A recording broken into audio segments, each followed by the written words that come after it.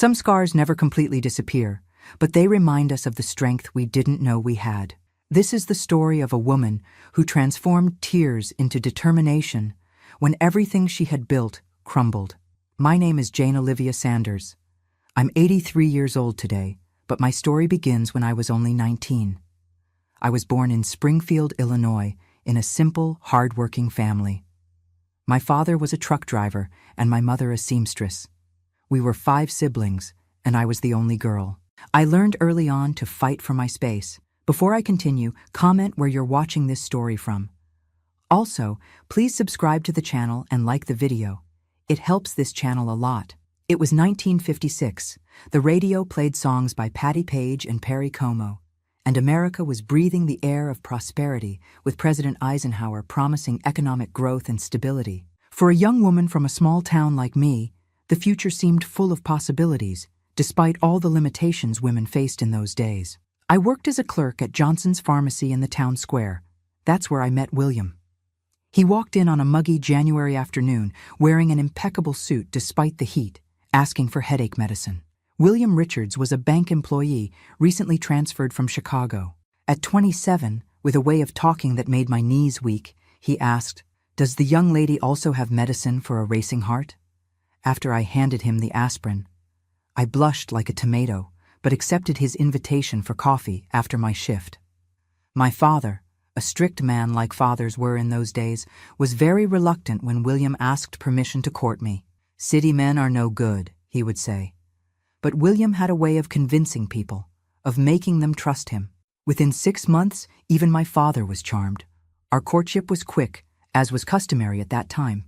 In December 1956, we married at the First Presbyterian Church. I remember my white dress, sewn by my mother and aunts, 3 months of work in lace and satin. The black and white photographs don't show it, but my bouquet was of daisies and white roses. William was as elegant as always, and I felt like the luckiest woman in the world. In the early years, we lived in a rented house near downtown. It wasn't large, but to me, it was a palace. I took care of it with all my love, embroidering tablecloths, planting geraniums in the small yard. William was promoted to assistant manager at the bank and said we would soon own our own home. In 1958, our first daughter, Marianne, was born. Seeing William holding that tiny creature with tears in his eyes made me believe our happiness would only grow. Sundays were special days. We would go to church in the morning, then have lunch with my parents or with William's aunt, his only relative in town. In the afternoon, we'd stroll in the park, William pushing Marianne's carriage, and people would greet us. "What a beautiful family," they would say, and I would swell with pride. Sometimes we would go to the movies to see films with Humphrey Bogart, and I dreamed of being as elegant as Audrey Hepburn. In 1960, I became pregnant again. The pregnancy was more difficult than the first. I had to rest during the last months. That's when I noticed the first changes in William. He would come home late, saying it was work at the bank, the responsibilities of a manager. I believed him, of course. Why would I doubt? He would bring flowers occasionally, chocolates for Marianne, and apologize for being late. Elizabeth was born in March 1961 on a rainy night. The delivery was complicated. I was hospitalized for a week. William would appear only during visiting hours, always in a hurry. "The bank is crazy, Jane. With this inflation, everyone wanting to withdraw money." I understood, or thought I understood. I had 2 small children now, and all my energy went to them. When I returned home with Elizabeth, something seemed different. William was more distant, impatient with the babies crying, irritated by Marianne's questions. She was almost 3 and wanted her father's attention. On nights when he came home late, the scent of different perfume wasn't always disguised by the quick shower he took. I swallowed my tears and doubts. After all, what could I do? I was a woman with no profession, with 2 small children, completely dependent on my husband. It was Mrs. Wilson, our neighbor, who first alerted me. "Jane, you're a decent girl. You don't deserve this." I pretended not to understand, but she insisted. "William has been seen with Carol, that new employee at the bank, at the country club, at the Pine restaurant." I defended William, said they were work commitments. "Work commitments don't end with kisses in the parking lot, child. she responded with the wisdom of her 60 years. That night I didn't sleep. I lay looking at the ceiling, listening to William's breathing beside me, feeling an abyss opening between us. The next morning, as he got ready for work, I casually asked about Carol. He froze for a second, but quickly regained his composure. She's a competent employee, works in the foreign exchange department. Why? I shrugged, said I had heard the name. He kissed me distractedly and left as if it were any other day. But it wasn't any other day. It was the day the seed of distrust had been planted, and it would grow too quickly. I began to notice other signs, the calls he received and went to answer far from me, the shirts with lipstick marks he tried to hide, the weekends he needed to work at the bank. In July that year, Marianne got very sick, high fever, rashes all over her body. The doctor diagnosed measles, but the complications were serious. She had to be hospitalized with pneumonia. I stayed at the hospital day and night, torn between worrying about Marianne in the hospital and Elizabeth, whom I left with my mother. William would appear, of course, but never stayed long. The bank, Jane, you know how it is. It was on the third night of Marianne's hospitalization, when her fever finally began to subside, that I decided to call the bank. It was late, almost 9 p.m., but William had said he would be there closing the monthly balance. "I'm sorry, ma'am, but Mr. Richards left at 6 p.m. as usual," informed the doorman. That night, sitting next to the hospital bed where my 3-year-old daughter was fighting pneumonia, I cried silently, not just for Marianne's illness, but for realizing that the sandcastle I believed was my marriage was crumbling. Where was William? With whom? Why lie when our daughter was sick? Marianne was discharged after a week, still weak but out of danger. William seemed relieved, and for a few days was the attentive father and husband I had known. But soon, the delays and excuses returned. I kept quiet, swallowed my tears, took care of the girls. What else could I do? Divorce was the forbidden word at that time. It meant scandal, shame for the family. And how would I support my daughters? In December 1961, William announced he had bought a house for us in the new neighborhood being built for bank employees. It was a nice house, bigger than the one we were renting, with a large yard for the girls to play in. I should have been happy, but something inside me was broken. We moved in January 1962, and the neighbors threw a small welcome party. I smiled, thanked them, pretended we were the perfect family everyone saw. The new house came with bitter revelations. I found receipts for expensive dinners, for gifts I never saw. A gold brooch, a French perfume. In a drawer in the study, I found a photo of William and a young, beautiful woman, embracing in front of a waterfall. Turning the photo over, I read, "Forever yours, Carol." The date? July 1961, exactly when Marianne was in the hospital. I confronted William that night. First, he denied it. Then, irritated that I had gone through his things, he admitted the affair with Carol but said it meant nothing.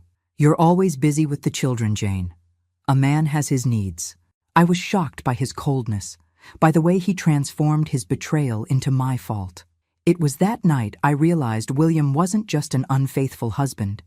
He was a manipulator. He began to say I was getting ugly and sloppy, that any man would seek comfort outside the home, that I should be grateful he still supported me for giving a roof to the children, that without him I would be nothing.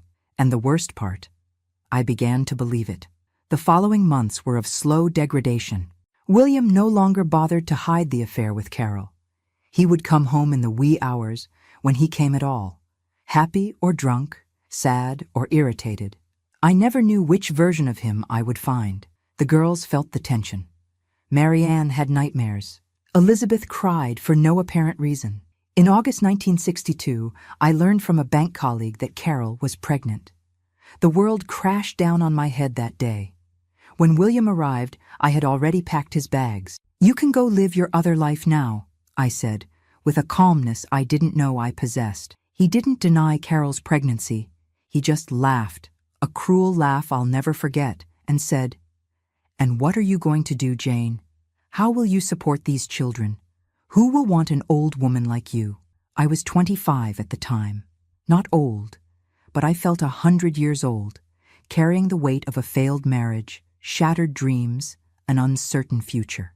William left that night, taking only a few belongings. "You'll beg me to come back," were his last words. The year 1962 was ending, and with it the 6 years of a marriage that began as a fairy tale and ended as a nightmare. I was alone with 2 small children to raise, with no profession, no money of my own, in a town where being a divorced woman meant being branded for life. But something inside me, a strength I didn't know I had, told me we would survive. That this wasn't the end, but the beginning of a new story I needed to write.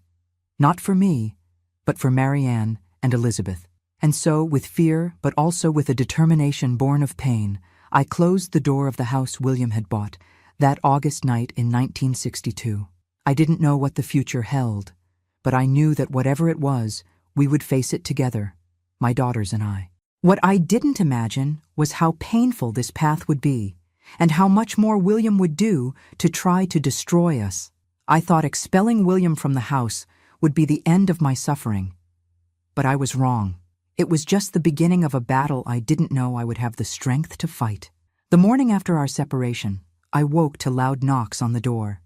It was Mrs. Wilson, my neighbor, with wide eyes. "Jane, you need to see this." She handed me a newspaper.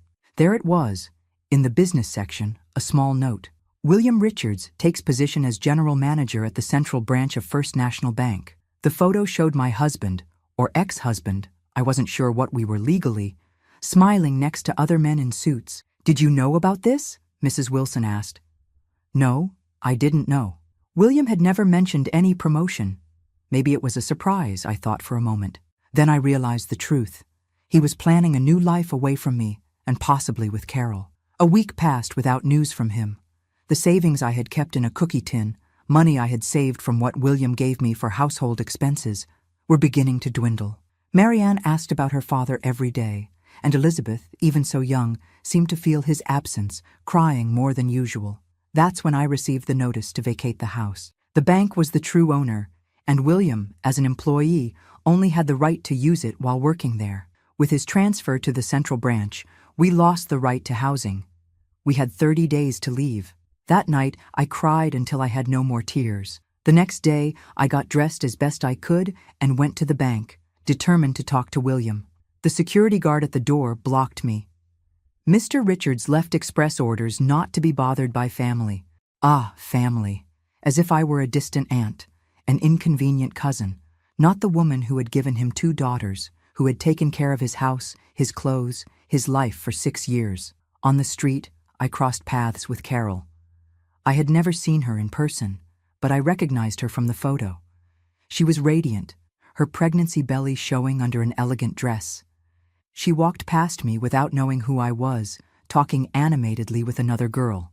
"The doctor said it's a boy," I heard her say. A boy. William had always wanted a son. I returned home devastated. No place to live, no money, no future.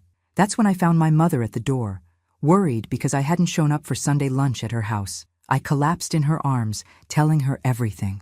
My mother, a simple but wise woman, hugged me for a long time and then said, "Daughter, you have 2 choices. Keep crying for the life you lost, or build a new life for you and your girls." The next morning, I left the children with my mother and went to the town registry office. I discovered that William had registered the house in his name only. Legally, I had no right to anything. At the courthouse, a lawyer informed me that I could try an action for abandonment, but the process would be long, and with William being a respected bank employee, my chances were slim. I had no choice but to accept my parents' offer to move back in with them temporarily. My father, despite his rigidity, surprised me with his understanding. "That scoundrel never fooled me," was all he said, but he prepared the old sewing room for me and the girls. The shame was almost as painful as the abandonment. In the streets, I felt the looks, heard the whispers. "That's Jane, the one whose husband traded her for the bank girl." Marianne, at 4 years old, came back from a friend's house crying because the girl's mother wouldn't let them play together. "Aunt Nancy said you're not married to Daddy anymore, and that's a sin," sobbed my daughter. How do you explain to a child that the sin wasn't in me? The money ran out in November. My parents did what they could, but my father, already with fragile health, earned little as a driver. That's when Mrs. Wilson appeared with a proposal. Her sister owned a boarding house for working women and students downtown and needed someone to help with the cooking and cleaning. The pay was little, but it included housing for me and the girls in a small room at the back. I accepted immediately. I had never worked in a kitchen before, but I learned quickly.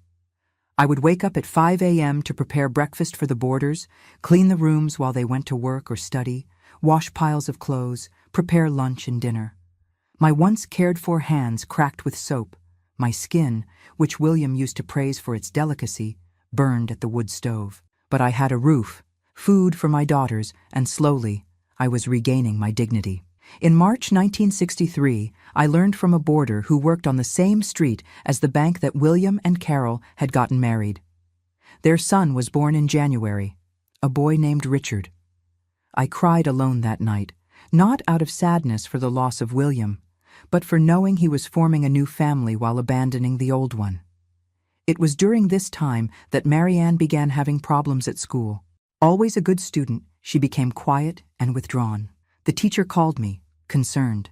"She needs her father," she said, as if I could materialize William in the girl's life.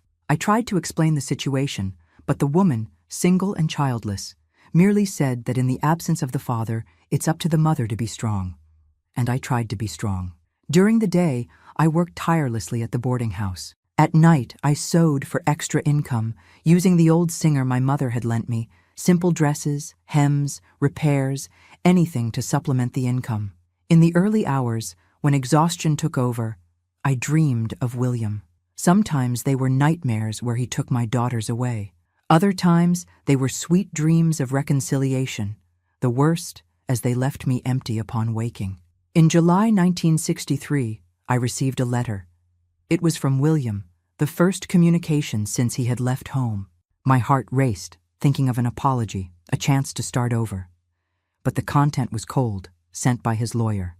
He requested a divorce, which didn't officially exist in Illinois, but we could have a legal separation, and offered a symbolic alimony for the girls, an amount that would barely cover a week of expenses. At the end of the letter, a veiled threat. If I didn't accept the terms, he would use his influence to get custody of the girls, claiming I didn't have the conditions to raise them properly. "After all," the letter said, "you live in the back of a boarding house and work as a maid, while I can offer a home of our own and quality education." I broke into 1,000 pieces reading those words. How could he be so cruel? Threatening to take away my daughters? Using his position to intimidate me? Marianne and Elizabeth were all I had left. My only reason to get up every morning and face the hardness of life. I sought a lawyer, Mr. Emanuel, an elderly gentleman who agreed to help me, charging almost nothing. "I have a daughter your age," he explained. "I can't see an injustice like this without doing something." He responded to William's letter with simple terms. I would accept the divorce, but would demand fair alimony for the girls based on William's current salary, and would not give up custody under any circumstances. The response came 2 weeks later. William agreed to pay higher alimony, but wanted bi-weekly visits with the girls. Mr. Emanuel advised me to accept.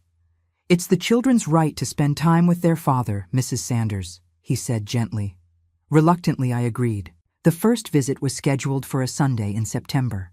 I dressed the girls in their best clothes, few, mended, but clean and pressed. Marianne was anxious, talking non-stop about everything she would tell her father. Elizabeth, just over 2 years old, barely remembered him but absorbed her sister's excitement. We waited in the central square as agreed. 1 hour, 2 hours. The sun began to set. Marianne, tired of playing on the benches in the square, asked every minute, "Is Daddy coming yet, Mommy?" The church clock struck 6, and William didn't show up. We returned to the boarding house, Marianne crying silently, Elizabeth asleep in my arms. That night, lying in the narrow bed I shared with the girls, I made a promise to myself. I would never again allow William to hurt my daughters that way. If he didn't want to be a father, I wouldn't force him. Marianne and Elizabeth would have only me, but I would be enough. I had to be. The following months were ones of adaptation. The boarding house prospered, and Mrs. Matthews, the owner, increased my salary. I started taking evening courses in cutting and sewing at the technical school, leaving the girls with one of the boarders, a pedagogy student who loved children. In the spring of 1964, while the country experienced the turbulence of the civil rights movement, my little personal revolution was advancing silently. I learned to live without expecting anything from William, to count only on my work and on the support network I had formed, my parents, the boarders who had become friends, Mrs. Matthews, who was almost a second mother. The child support rarely arrived on time. Sometimes it didn't come at all. When I complained to William's lawyer, I heard that he was having temporary difficulties despite the important position he held. I stopped counting on that money and intensified my sewing work. The clothes I made began to gain fame in the neighborhood, especially party dresses and children's clothes. In January 1965, Marianne began to show strange symptoms: headaches, vomiting, intermittent fever.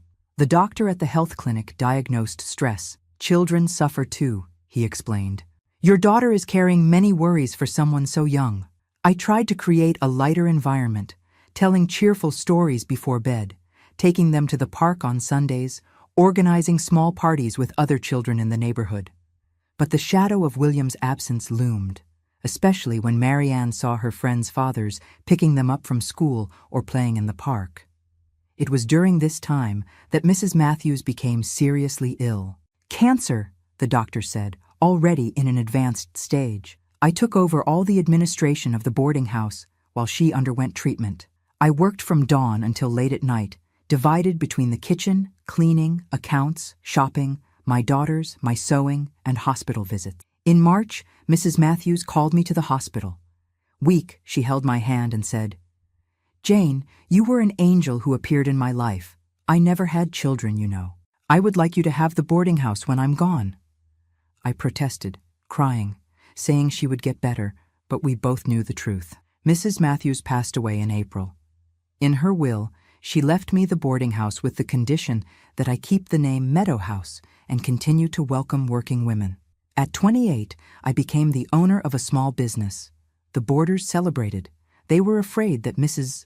Matthews' nephew, her only living relative, would transform the place into something else. That same month, William appeared unexpectedly at the boarding house. He was thinner, with deep circles under his eyes. For a moment, my foolish heart quickened. Then he spoke. "I came to see the girls. I heard you're now the owner of this place." There was something in his voice, envy, resentment, I couldn't decipher. Marianne refused to talk to him. She hid behind me, her eyes full of hurt. "You never came before," was all she said. Elizabeth, who barely remembered her father, hid her face in my apron. William stayed for only 10 minutes, uncomfortable, and left saying he would return soon. He never did. Later, I learned from a former boarder who worked near the bank that William had been fired for irregularities in the accounts. Carol had abandoned him, taking their son Richard. They said he drank a lot. I felt no joy at this news, only a deep compassion for Richard, who would now live through the same abandonment as my daughters, and perhaps deep down, a slight feeling of justice being done, not by me, but by the universe. The year 1965 was closing with significant changes in my life. From abandoned wife to sole entrepreneur, from desperate woman to mother determined to give a better future to her daughters. The pain hadn't completely disappeared, I doubt it ever would, but now it shared space with hope, a hope born not of romantic dreams, but of the hard and comforting certainty that I was capable of surviving, of rebuilding, of prospering despite everything and everyone. And it was with that certainty that I looked at Marianne and Elizabeth on Christmas night of 1965, around the small tree we had set up in the boarding house living room, along with the women who lived there and who had become our extended family. "Mom," asked Marianne, "are you happy?" I hugged my daughters and answered sincerely, "Yes, my child, I'm happy that we have each other." What I didn't know was that life still had twists and turns reserved for us, and that William would cross our path once more in the most painful way possible. Meadow House became more than my support. It was my rebirth. Those worn walls witnessed my transformation from abandoned wife to independent woman. 3 years had passed since William left, leaving a trail of pain that was slowly dissipating. 1966 began with changes. The boarding house, once a modest business, was thriving. The 8 vacancies were always filled with a waiting list, beginning teachers, shop clerks, students, women working, something still viewed with reservations at that time. I transformed the old storage room into 2 more rooms and hired Aurora, a widowed lady, to help in the kitchen. Marianne, now 8, had become a serious and studious girl. The hurt from her father's abandonment manifested in sudden silences, in distant looks. Elizabeth, at 5, remembered little of William, asking less about him each passing year. "Other girls have a father. Why don't we?" she questioned once. I replied that families come in many formats, and ours was small but full of love. William's child support stopped coming completely in March that year. Mr. Emanuel tried to contact him, but discovered he had moved from Springfield without leaving an address. "Better to forget," the old lawyer advised me. "You've proven yourself capable of raising your daughters alone." At Easter, I inaugurated a new venture, the sewing atelier annexed to the boarding house. My dresses had gained fame beyond the neighborhood. There were orders from women in local society. I hired 2 young women to help, girls from the suburbs who had talent with the needle but few opportunities. "You're different, Mrs. Sanders," Lucia, one of them, told me after a month working with me. "How so?" I asked. "You went down and came back up. Most women just fall." Those words touched me deeply. How many women like me, abandoned, betrayed, couldn't rise again? I began to accept some apprentices without charging, young single mothers or widows without a profession. "Give a fish and teach to fish," my mother would say, quoting an old proverb. In July, I received an unexpected visit. Helena, William's former colleague at the bank, now transferred to Chicago. "I don't know if I should tell you," she hesitated, having coffee in the boarding house kitchen after the girls went to sleep, "but I think you have the right to know. Carol had abandoned William a year earlier, taking Richard, then 2 years old. The reason? She had discovered other lovers, several junior female employees at the bank. William began to drink heavily, missing work until he was fired for diverting money from client accounts. He's in Chicago now, working as an insurance salesman. I heard he lives in a boarding house room in the Loop. I felt a mixture of compassion and vindication. The man who had humiliated me, who had threatened to take my daughters, claiming I didn't have the conditions, now lived in a situation similar to what he had imposed on me. "And Richard?" I asked. "Carol remarried to a businessman. From what I know, the stepfather registered the boy as his son." That night, contemplating the ceiling of my room, I reflected on the cycles of life. William, who had so despised my work at the boarding house, now lived in one probably less welcoming than mine. His plans for a perfect family with Carol had crumbled, while I had built a small empire, the thriving boarding house, the expanding sewing atelier, my daughters growing healthy. The year 1967 brought new challenges.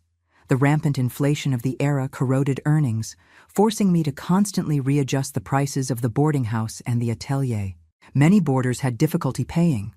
I created a barter system. Some gave private lessons to Marianne and Elizabeth, others helped with administration or domestic tasks.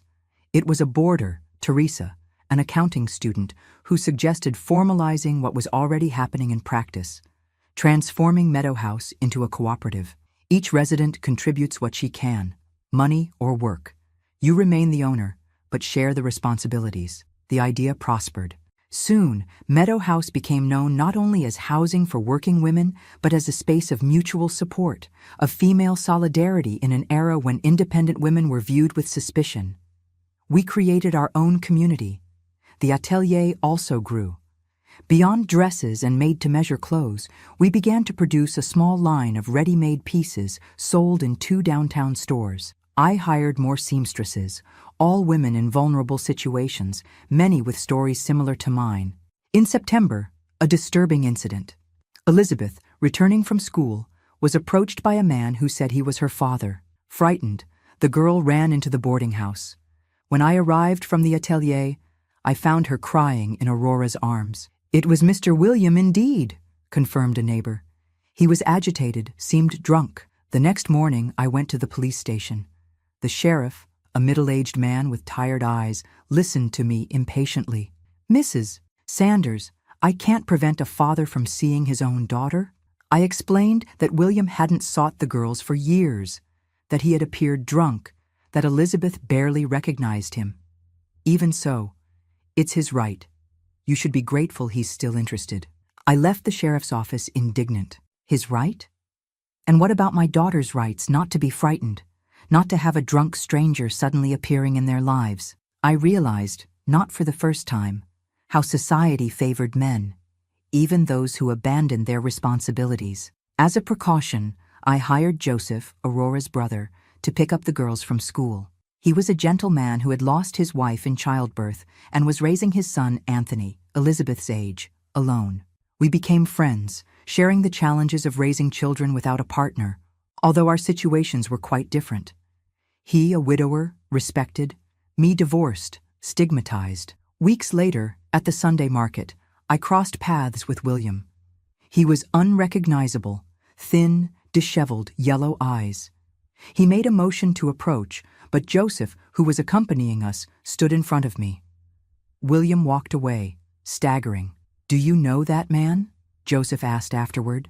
"He's the father of my daughters," I replied, feeling a lump in my throat, not out of love or longing, but at the sight of human decay, of the waste of a life. "He's not well," commented Joseph, with the compassion characteristic of those who have already suffered. "Worry about your daughters and yourself, Jane. Some people don't want to be saved." Those words stayed with me for years. I had blamed myself for the failure of the marriage, questioned what I could have done differently. Now I clearly saw, William had made his choices, and I had made mine. He had chosen the path of betrayal, of escaping responsibilities. I had chosen to face reality, to rebuild, to move forward. In December, during the Meadow House Christmas party, Joseph asked me to marry him. It was discreet, a private moment in the back garden while the children played and the boarders sang Christmas carols. "You don't need to answer now," he said, gentle as always. "I know you carry deep scars." That night, contemplating my sleeping daughters, I reflected on the proposal. Joseph was a good man, hard-working, loving with his son, and kind to Marianne and Elizabeth. Marriage would mean security, a complete family for my daughters, a companion for me. But it would also mean giving up the hard-won independence, the freedom to make my own decisions. On Christmas morning, I gave my answer. "I need more time, Joseph. It's not you. It's my scars. And also, I've conquered something precious, my autonomy. I don't know if I'm ready to share the reins of my life." He understood, without pressuring. We remained friends, our children growing up together, sharing Sundays in the park, occasional movies, family dinners. It was an arrangement that worked for everyone. 1968 brought political turbulence to the country. The Vietnam War and civil rights struggles intensified, creating a tense atmosphere nationwide. At the boarding house, we discreetly welcomed 2 students persecuted for participation in the student movement. "You could have problems," warned Teresa, now graduated in accounting and my assistant in the administration of the boarding house and the atelier. "These are dangerous times." "More dangerous is closing our eyes to injustice," I replied, remembering when no one welcomed me in my moment of greatest vulnerability. In March 1969, a tragedy struck us. William, completely drunk, caused an accident that resulted in the death of a young couple. He was arrested, tried, and sentenced to 6 years in prison. The news reached me through Helena, who maintained contact with former bank colleagues. "I thought you should know, to prepare the girls in case they hear comments." I decided to tell my daughters the truth, in a manner appropriate to the age of each. Marianne, at 11, listened in silence, her eyes fixed on the ground. "He chose this path, didn't he, Mom?" she finally asked. "Nobody forced him." Elizabeth, at 8, had fewer memories of her father, but still kept the idealized image she had created. "Will he get better in prison? Will he regret it?" I hugged her, feeling her small body tremble. "I don't know, my love. We can only hope he finds himself." That night, Joseph appeared with a bouquet of daisies, my favorites. "I heard what happened. I came to see how you are." We talked at length on the porch, the children already asleep. We spoke about choices, consequences, the effect of our actions on others' lives, about William, who from a respected man in the community had become a prisoner, leaving a trail of pain in his path. People think divorce is the failure, I commented. But sometimes it's the salvation. If I had continued with William, maybe I would have been in the car that night. Maybe the girls would have been. Or we would have sunk with him in a toxic marriage. Joseph took my hand, a simple gesture of comfort, with no ulterior motives. You didn't just survive, Jane. You flourished. That's more than many people, men or women, achieve in an entire lifetime. The following months were of stability and growth. Meadow House continued to prosper with a waiting list. The atelier produced for 4 stores in the city and 2 in Chicago. I hired a lawyer to formalize the cooperative, and we were about to open a small restaurant on the ground floor, Aurora's idea, whose southern cuisine was successful among the boarders. In October, I received a letter from the penitentiary. It was from William, written in trembling handwriting, very different from the firm strokes I had known. He asked to see his daughters, said he was sick, spoke of repentance and forgiveness. I sat in the garden, the letter in my hands, observing the roses I cultivated with care, the same ones that had once adorned my bridal bouquet. I showed the letter to Marianne and Elizabeth, respecting their right to decide. Do you want to see him? The choice is yours. I'll support any decision. Marianne, always more reserved, shook her head. I can't, Mom. Maybe someday, but not now. Elizabeth bit her lip, undecided. Can I think about it? I don't know what I feel. I responded to William, informing him of the girls' decision without judgment or resentment. They are people, not property. They have the right to process their feelings at their own pace. I ended the letter with a phrase that summarized my journey. I hope you find the peace that I found, William. There is always a path to redemption if we are willing to walk it. December arrived with festive airs. The boarding house, decorated for Christmas, was bustling with activity. The boarders, many unable to travel home due to distance or family circumstances, were preparing a special celebration. The newly opened restaurant was reserved for Christmas dinner. On the afternoon of the 24th, Joseph appeared with his son and an unexpected gift. 2 snow-white rabbit kits for Marianne and Elizabeth. Everyone deserves something alive to care for, he said, as the girls celebrated, ecstatic with the little animals. Observing that scene, my smiling daughters, the boarding house full of life, the thriving atelier, the restaurant that was beginning to attract clientele, I felt a deep gratitude for the life I had built from the ruins. It wasn't perfect. It had its difficulties, but it was authentic, conquered with hard work and determination. Joseph approached, holding a small box. It's not a marriage proposal, I promise, he smiled, noticing my expression. Just a Christmas memento. Inside was a delicate flower brooch worked in silver, for the owner of Meadow House, a woman who found beauty among the thorns. That night during dinner, I looked around the long table. My daughters, Joseph and Anthony, Aurora and her brother, the boarders, the seamstresses from the atelier who had no family in town. We were a diverse community, united not by blood ties, but by choice, by affection, by mutual respect. I raised my glass in a silent toast to the 19-year-old girl I once was, scared and dazzled by an elegant banker in an impeccable suit. That girl would never have imagined the journey life had in store for her. The deep falls, but also the unexpected flights, the thorns, yes, but mainly the flowers she managed to cultivate among them. The year 1969 was ending, taking with it a decade of transformations. The young clerk had become a businesswoman, a single mother, the pillar of a small community. The scars remained, but they no longer hurt as before. They were marks of battles won, silent witnesses to a strength I didn't even know I possessed until I was forced to discover it. What I didn't imagine was that the 1970s would bring new challenges and that the past would return in unexpected ways, testing once more my ability to forgive others and mainly myself. If you're enjoying my story, don't forget to subscribe to the channel and like the video. Now let's continue.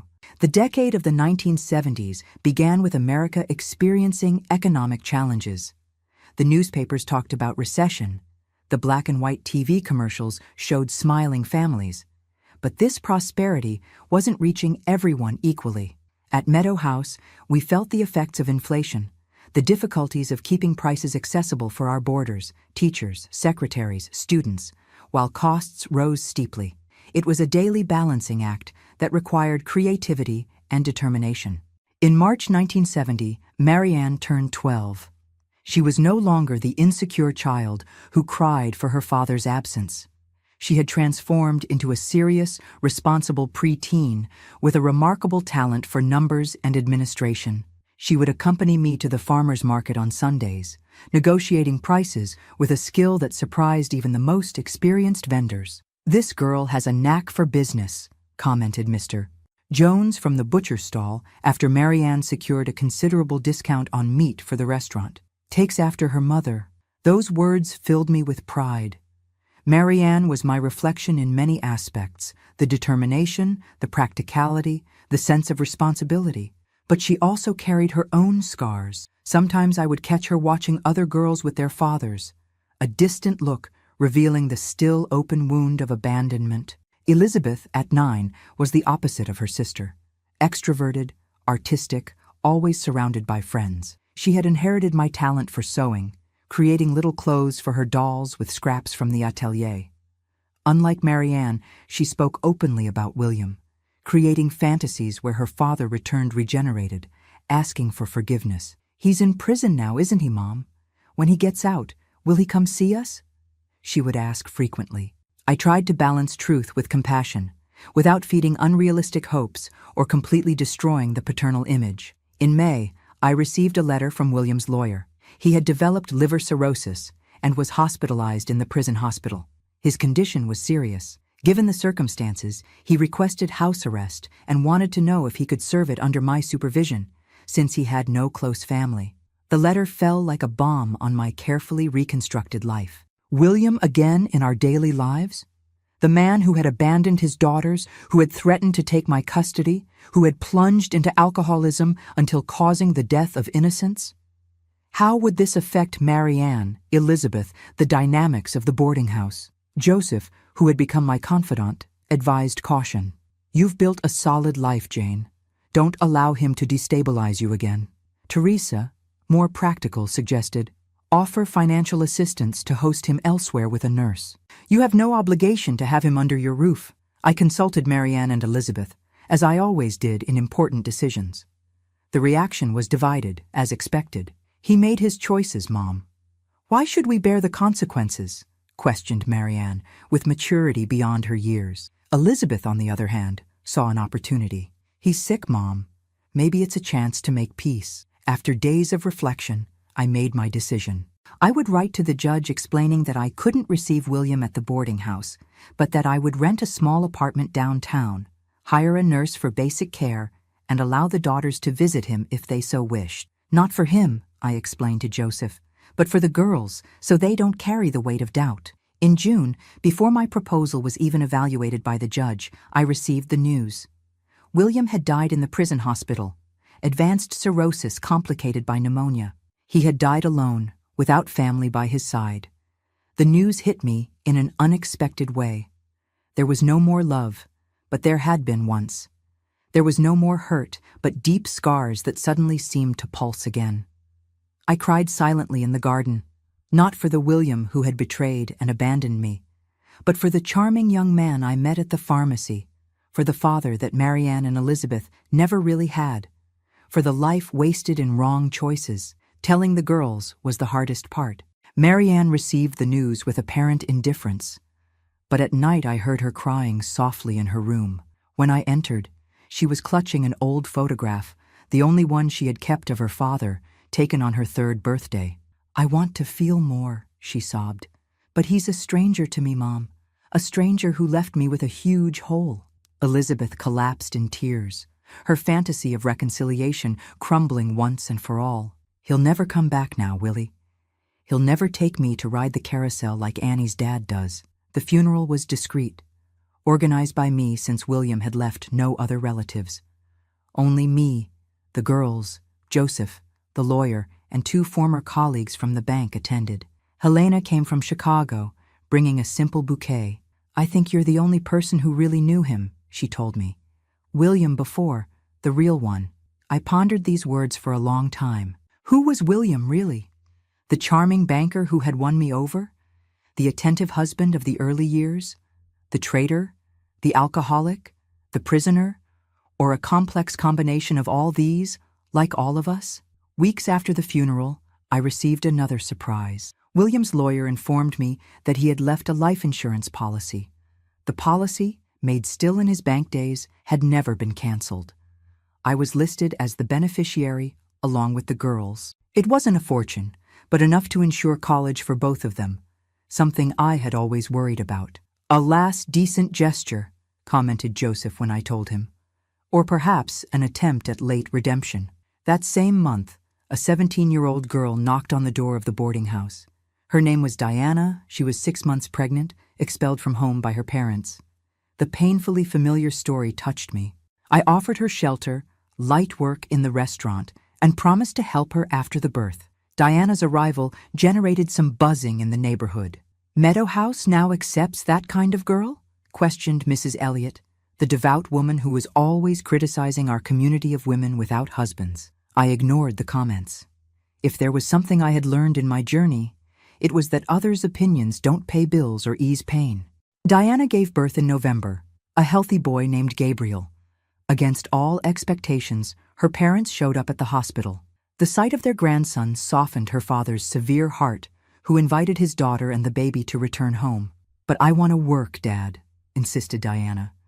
"Mrs. Sanders taught me that I can be a mother and still have my independence." We reached an agreement. Diana would return to live with her parents, but would continue working part-time at the restaurant and studying at night to finish high school. She had become one of my girls, as I came to call the young women I welcomed. Not just the boarders, but all those who found in Meadow House a space of welcome and growth. 1971 arrived with news. The restaurant was gaining fame beyond the boarding house, attracting outside customers. We decided to expand it, renovating the entire ground floor area. It was a risky investment that would consume years of savings, but Teresa did the calculations and guaranteed it would be worth it. During the renovation, Marianne showed herself especially involved. At 13, she followed the work daily, checking materials, questioning prices, suggesting modifications that would save money without compromising quality. "She's going to be an architect," commented the construction foreman, impressed. "No," corrected Marianne with the determination that characterized her. "I'm going to be a civil engineer." Engineering was a course practically exclusive to men at the time. When I cautiously commented on this, Marianne shrugged. "So what? You run a boarding house, a restaurant, and an atelier alone, Mom. You taught me that a woman can do anything." Those words were engraved in my heart. Among so many lessons I had tried to transmit to my daughters, this was perhaps the most important. Independence, confidence in one's own ability, the refusal to accept the limits imposed by society. The restaurant reopened in August, completely renovated, with capacity for 60 people. I officially named it Southern Comfort, in homage to Aurora and her Southern cuisine that now attracted customers from all over the city. We installed a luminous sign on the facade, my first advertisement, a luxury for the time. The inauguration was a success, with a line on the sidewalk. Joseph, who had accompanied the entire process, seemed almost as proud as I was. Our friendship had evolved into a peculiar relationship by the standards of the time. We didn't live together. We weren't married, but we shared dinners, Sunday walks, mutual support. The children considered themselves practically siblings. At social events, we introduced ourselves as good friends, although everyone knew it was more than that. "People talk, Jane," my mother warned me, concerned about my reputation. "Let them talk," I replied, smiling. "I'm 34. I have 2 thriving businesses and 2 wonderful daughters. Others' opinions are the least of my problems." At Christmas 1971, Joseph surprised me with a special gift: tickets to Miami. "You've never left Springfield. The girls need to see the ocean." It was an extravagance by our standards, but the children were euphoric. Marianne, always practical, was already talking about visiting museums and historical points. Elizabeth dreamed of the beach, the waves, the ice creams by the seaside. We traveled in January 1972, leaving Aurora and Teresa responsible for the boarding house and the restaurant. Being away from business was a luxury I rarely allowed myself, but Joseph insisted. "You've been working non-stop for 10 years, Jane. You deserve a rest." Miami was everything the magazines and television showed and more. The beautiful architecture, the Art Deco district, the beaches of South Beach and Key Biscayne. For small-town girls raised with simplicity, each experience was a wonder. Elizabeth froze before the sea, her eyes watering. "It's bigger than everything, Mom," she whispered. Marianne, more reserved, kept everything in her diary, mentally photographing every detail. Those 2 weeks in Miami transformed something in us. We returned renewed, with expanded horizons. Marianne, especially, returned determined to study more, to conquer a place at the university, to see more of the world beyond our city. Elizabeth brought a new passion: painting. During the trip, we visited a modern art exhibition, and the girl was fascinated by the colors, forms, possibilities. The year 1972 went by with stability in business. The restaurant prospered. The boarding house maintained its excellent reputation. The atelier received constant orders. Economically, we had never been so well. I was finally able to buy a small used car, but in good condition. Learning to drive at 35 was a challenge I faced with determination. If a man can do it, I can too, I repeated to myself as I dealt with clutch and gears. Joseph had the sensitivity not to offer help unless I asked for it. He knew how important my independence was. In the second half of the year, news shook our routine. Carol, William's ex-lover and then wife, had died in a car accident in Chicago. I learned through Helena, who maintained contact with former bank colleagues. The most disturbing part? Richard, William's son with Carol, now 11 years old, was being sent to an orphanage since the stepfather didn't wish to keep him. The news caused me a profound disquiet. The boy, half-brother to Marianne and Elizabeth, alone in the world. The son of the man who had betrayed me, who had abandoned our daughters, but still an innocent child. For days, the image of that boy I had never seen, but who carried the blood of my daughters, tormented me. "What are you thinking about, Jane?" Joseph asked one night, noticing my distraction during dinner. "I'm thinking about Richard, about how scared and confused he must be, about how unfair it is to pay for parents' mistakes." That night, after the girls were asleep, I had a long conversation with Joseph. I exposed my contradictory feelings, my impulse to do something for Richard, my fear of the complications this would bring. Joseph listened patiently, without judging. "You have the biggest heart I've ever known, Jane. If you feel you should do something, do it. I'll be by your side." I spoke with Marianne and Elizabeth the next morning. I explained about Richard, his kinship with them, his current situation. The reactions were mixed. Marianne, always more emotionally reserved, asked practical things: the boy's age, how we would reorganize the rooms, legal questions. Elizabeth, impulsive, was enchanted with the idea of a brother. "Can we get him today, Mom?" The decision was made. I activated lawyers, started the process to obtain custody of Richard. It wouldn't be easy. A divorced woman, with no direct ties to the boy, facing the bureaucracy of the state. But I had faced bigger challenges. During the process, we prepared space for Richard. We converted a small storage room into a bedroom, painted walls, bought simple but comfortable furniture. Marianne donated some books from her shelf. Elizabeth separated games and art materials. Anthony, Joseph's son, offered his old collection of toy cars. In December 1972, after months of legal procedures, we finally obtained temporary custody of Richard. Joseph accompanied me to Chicago to pick him up at the state orphanage, a gray, impersonal building in a downtown neighborhood. The boy we met was the image of William, the same brown eyes, the same determined chin.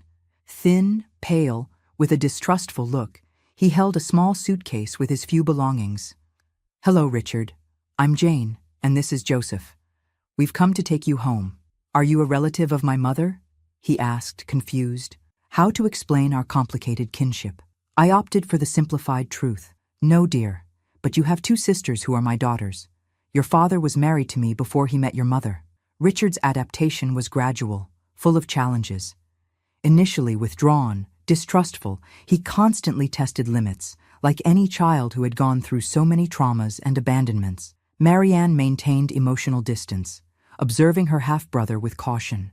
Elizabeth, on the other hand, adopted him immediately, becoming his guide, protector, translator of the new world in which he found himself. In the first months of 1973, Richard had frequent nightmares.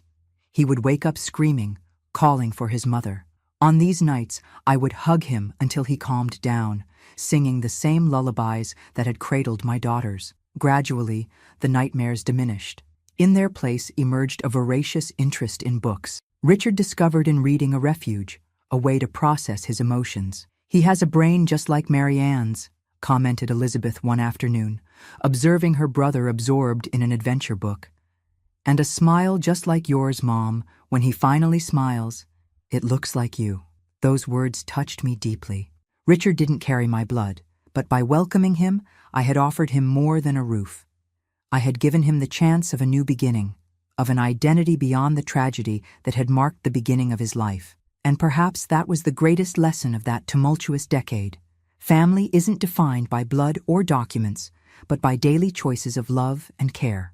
In July 1973, after a year of temporary custody, we finally received the news. Richard's permanent custody had been granted. To celebrate, we organized a special lunch at the restaurant, complete with cake and presents. "It's like a new birthday," explained Elizabeth to her brother.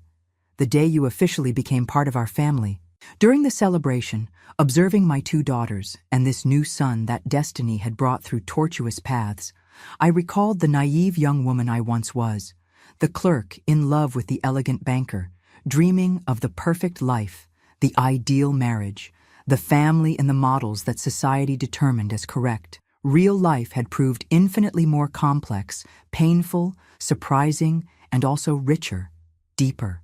The scars we carried, Marianne, Elizabeth, Richard, and I, were not just marks of suffering but witnesses to our capacity to survive, to rebuild, to love again. That festive July afternoon, as Richard blew out the candle of his new birthday, I made a silent prayer of gratitude.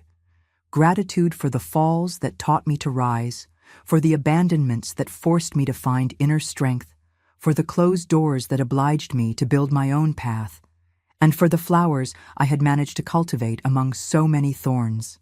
My daughters, my newly arrived son, my thriving businesses, my support community, my unconventional relationship with Joseph. What did the future hold? New struggles, certainly, challenges I hadn't even imagined yet. But also, and mainly, the certainty that I wouldn't walk alone, and that yesterday's scars would be the strength to face tomorrow. The first rays of 1974 found Meadow House in full transformation. What had begun as a simple shelter for working women had become a small complex. The boarding house on the upper floor, the Southern Comfort restaurant on the ground floor, and the sewing atelier at the back. On the exterior walls, flowering vines climbed vigorously, a perfect symbol of how life always finds a way through the cracks. Our America was experiencing the aftermath of Watergate, but in our small corner of the world, life continued with its particular rhythm. Marianne had turned 16, a serious young woman with penetrating eyes and sharp intelligence. She was taking advanced classes, determined to enter the engineering college. "I want to build things that last, Mom," she would say, as she devoured books of mathematics and physics. She no longer spoke about William. It was as if she had buried that part of her history along with her father. Elizabeth, at 13, was flourishing as an artist. Her paintings adorned the walls of the restaurant, drawing praise from customers. With a temperament opposite to her sister's, expansive, emotional, she spoke openly about her feelings. She still kept a small album with the few photos we had of William, occasionally looking at them with curiosity, as if observing a stranger. Richard, now 12, had adapted surprisingly well. The quiet, frightened boy from the orphanage had transformed into a vivacious child with the curious look of someone rediscovering the world. At school, he stood out in literature and history. At home, he had become Aurora's official assistant in the kitchen, learning the secrets of Southern cuisine. "He has a taste for seasoning," the old cook would comment proudly. "He knows when the beans need more garlic or when the sauce calls for a bay leaf. It's a gift, Mrs. Sanders." Our unconventional family had found its rhythm, its balance. Joseph and Anthony dined with us several times a week. We spent Sundays together in the park or at a friend's farm on the outskirts of town. Sometimes I noticed disapproving looks. The divorced woman, the widower, the children of different origins, but I no longer cared. We had built something precious, a space of acceptance, of genuine affection, of mutual respect. In April, the town was shaken by tragic news. A fire had destroyed the municipal orphanage, leaving 20 children homeless. Miraculously, there were no fatalities, but the old building was completely destroyed. "What will happen to them now?" asked Richard, visibly shaken, remembering his own passage through a similar institution. The answer emerged spontaneously, like many of the best decisions in my life. "We can welcome some," I suggested during dinner. "We have the large storage room at the back that we use only to store restaurant material. We can adapt it temporarily." Joseph's look met mine in that silent understanding we had developed over the years. "I can make the necessary renovations, install bathrooms," he offered. Marianne, always practical, was already making mental calculations. "We need beds, bed linens, closets." Elizabeth was vibrating with the idea. "I can give painting classes to them." Richard, quieter, just nodded, his eyes shining. "I'll show them it's different from the orphanage here. Here it's family." Thus was born what would later be called Flower Shelter, initially an emergency space for 5 children between 7 and 10 years old, 3 girls and 2 boys. The adaptation of the storage room was a joint effort. Joseph coordinated the structural part. The boarders donated furniture, clothes, toys. The restaurant customers, knowing of the initiative, contributed with donations. Aurora organized a team of volunteer cooks to increase meal production. "Do you think you can manage it?" asked the juvenile judge, visibly skeptical about my capacity to administer yet another responsibility. "I know I can," I replied without hesitation. "I have an entire community supporting me." The children arrived in May, frightened, carrying small bundles with their few belongings saved from the fire. Richard was fundamental at this moment. He knew exactly how they felt, the fear of the unknown, the longing for familiar faces, the fear of yet another abandonment. "Here no one yells at you," he explained to Joaquin, the youngest at just 7 years old. "And the food is the best in town." The first days were chaotic, adapting routines, understanding personalities, dealing with specific traumas. Anna, 9 years old, had nightmares about the fire.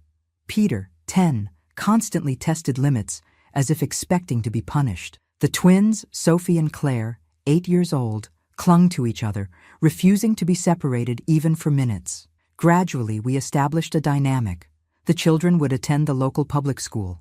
In the afternoons, we took turns, helping them with lessons and offering activities. Marianne taught mathematics, Elizabeth art. Richard organized reading sessions. Anthony, Joseph's son, played football with the boys in the small yard. The older-aged boarders, many of them teachers, offered school reinforcement. What began as a temporary solution extended when the orphanage was rebuilt 3 months later. The children didn't want to return. "We've never had a place like this," explained Sophie, the more articulate of the twins. The judge, witnessing the progress made, granted us provisional custody, with regular visits from social workers for evaluation. In July, I received an unexpected proposal. The Municipal Department of Social Assistance offered a small monthly subsidy to formalize our shelter, recognizing its role in the community. "We don't want to institutionalize," explained the secretary, "but to support initiatives like yours that offer a family environment for these children." The financial help, although modest, allowed us to plan expansions. Joseph, who had begun to dedicate more time to the project, drew plans for an annex on the adjacent land, property we were able to acquire with part of William's insurance money saved for eventual emergencies. It would be a simple but ample house, with rooms for 15 more children, study rooms, its own refectory. In September, while the annex construction advanced, I received a letter that would change the course of our lives again. It came from Miami, from a lady named Olivia Richards, William's mother. We believed she had died years before. William had always spoken of her in the past, but there it was, written in the trembling handwriting of an elderly person, a revealing letter. Olivia explained that she had lost contact with her son after he moved to the interior years ago. Later, seeking him, she learned of his death. Investigating, she discovered about his daughters and now, to her surprise, about her grandson Richard, son of the second union. "I am old and sick," she wrote. "Before departing, I would like to meet my grandchildren, the children of my only son." I showed the letter to the children.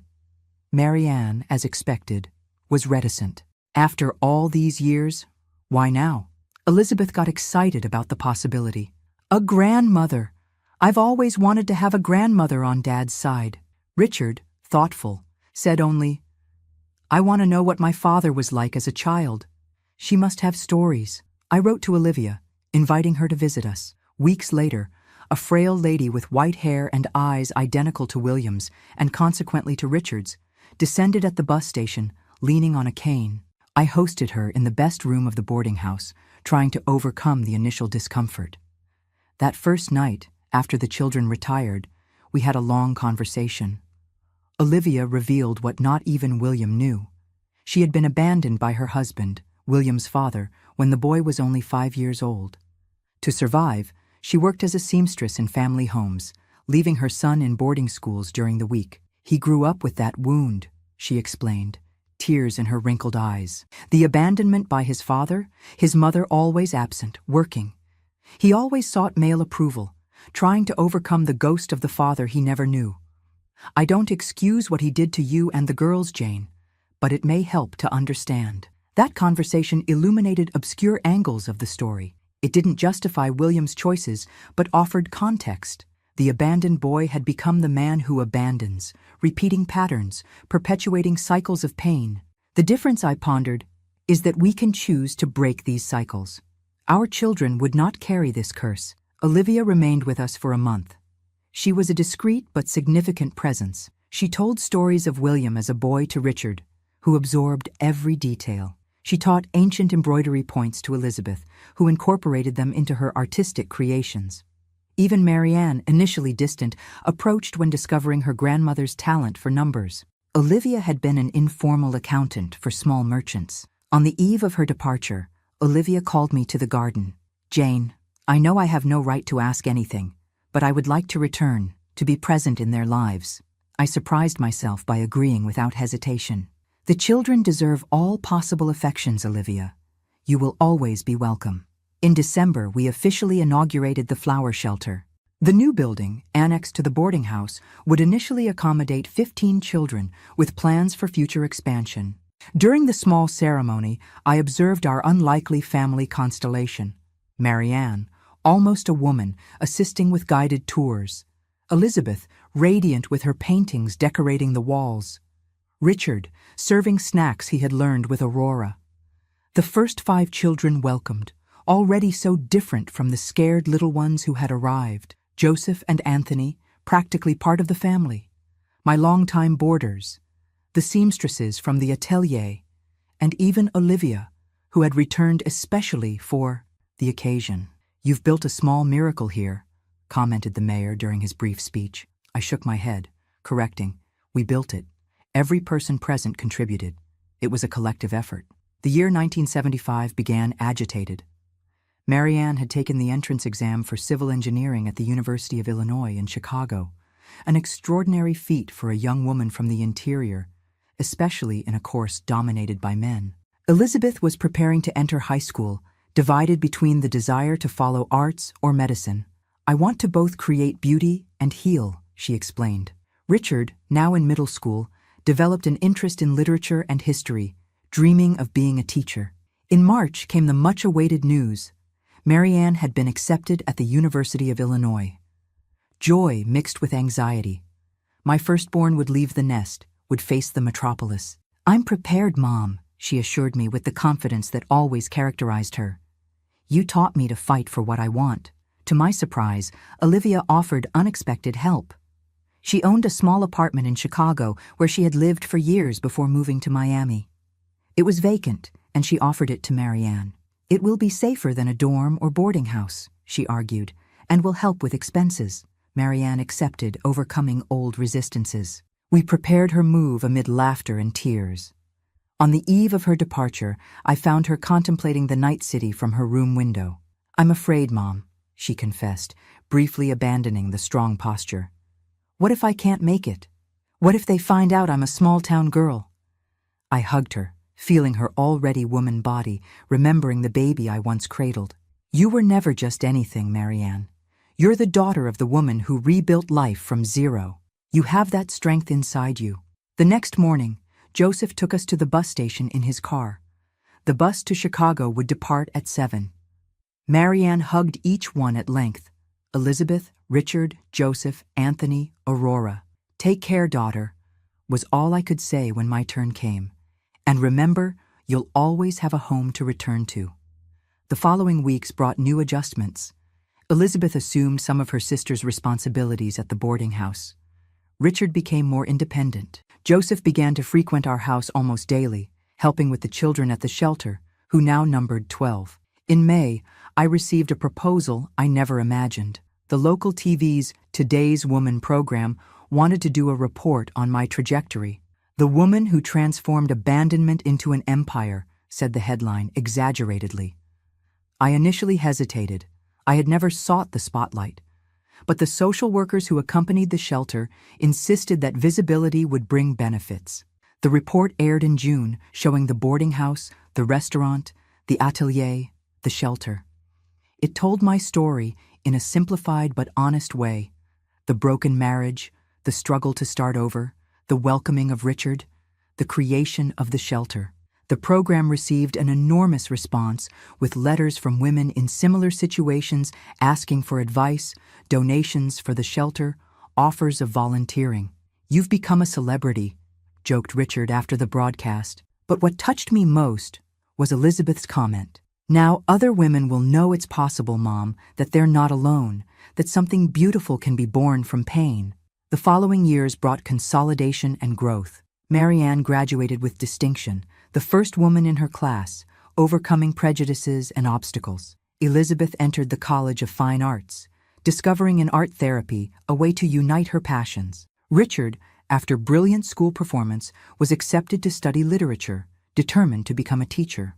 The shelter expanded again, thanks to donations and official recognition as an institution of public utility. A new annex was built in 1978, allowing us to serve 30 children. We implemented innovative methodologies with emphasis on integral development, artistic education, preparation for autonomy. Joseph and I, after years of unconventional relationship, formalized our union in 1979, not on paper, but in a symbolic ceremony in the Meadow House garden, surrounded by our extended families. "We don't need documents to prove what we've built," declared Joseph, always respectful of my hard-won independence. In January 1980, as I contemplated the photo albums that documented our journey throughout the decades, I received the news of Olivia's passing. She departed serenely in her apartment in Miami, after reconciling with her grandchildren and, in a way, with the complex memory of her son. In her will, she left the Chicago apartment to the 3 grandchildren in equal parts, her last gesture of reparation for wounds she didn't cause but inherited as part of her own history. In the summer of 1980, we organized the first reunion of ex-residents of Flower Shelter, children who had passed through our institution and now followed their independent lives. It was an emotional celebration, with teenagers and young adults returning to share achievements, challenges, memories. Joaquin, the frightened boy who had arrived at 7 years old, now 13, solemnly declared, "When I grow up, I want to do for others what Mrs. Sanders did for us, show that family isn't just about blood." In August of that year, sitting in the garden of the boarding house, now full of roses, geraniums, and sunflowers that I cultivated with pleasure, I reflected on the incredible journey that life had provided me. The young clerk in love with the elegant banker had given way to a 43-year-old woman, a businesswoman, mother to biological and adopted children, heart-grandmother to dozens of children who had passed through the shelter. The scars remained, marks of abandonment, struggle, losses. But as I told the children we welcomed, scars are medals of survival. Each mark told a story, witnessed a battle won, reminded us that we are stronger than we imagine. That golden afternoon of 1980, surrounded by the bustle of children playing, boarders talking on the porch, the aroma of fresh bread coming from the restaurant kitchen, I felt a deep gratitude, not for the abandonment, the betrayal, the nights of tears, but for the strength I discovered in the ashes, for the community I built from the ruins, for the beauty that flourished in seemingly barren soil. It's this strength I recall today, at 83, when young people like you ask me about my story. How did you manage it? They ask, amazed at the obstacles I faced in an era when divorced women were social pariahs, when being a woman entrepreneur seemed impossible, when raising children alone was seen as a sentence of failure. The answer is simple, although the path was complex. One step at a time, one day after another, with the certainty that the end of one dream doesn't mean the end of all dreams. And mainly, with the understanding that our greatest wounds can become our greatest gifts if used to generate empathy instead of bitterness, to build instead of destroy. Today, Meadow House, Southern Comfort Restaurant, the Atelier, and the Flower Shelter continue active, administered by a board that includes my children, former shelter residents, and community members. Joseph departed 5 years ago, peacefully during sleep, after a life full of affection and achievements. My children followed their paths. Marianne became a renowned engineer, specializing in affordable housing. Elizabeth is an internationally recognized art therapist. Richard is a university professor, dedicated to American literature. In 2015, the City Hall named a square after me, Jane Sanders Square, with a plaque that describes me as a visionary social entrepreneur, example of resilience. It's an honor, of course, but my true legacy isn't in plaques or tributes. It's in the eyes of each child who passed through the shelter and found their way. It's in the woman who found courage to leave an abusive relationship, inspired by my story. It's in the enterprises that generate jobs and dignity, in lives transformed by the simple act of believing that a new beginning is always possible. For you who are listening to me now, I leave these words. Don't be afraid of the ashes. The fire that seems to destroy everything can, in fact, be the beginning of something new and more beautiful.